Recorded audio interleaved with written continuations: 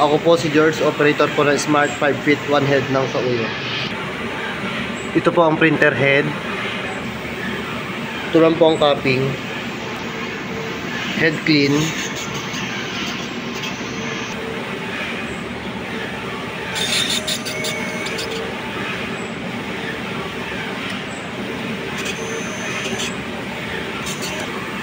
After mag-head clean, punasan ng wiper na malinis sa tela.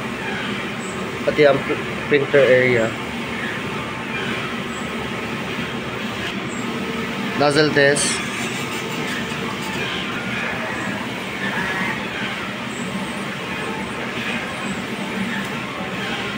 Okay naman po. Ito naman ang ink tank. Nasa tamang level naman po. Ito naman po ang EBR. Ito naman po yung ground wire. Ito naman po ang ICC profile. Ito naman po yung daily output record namin. Ito naman po sa consumables.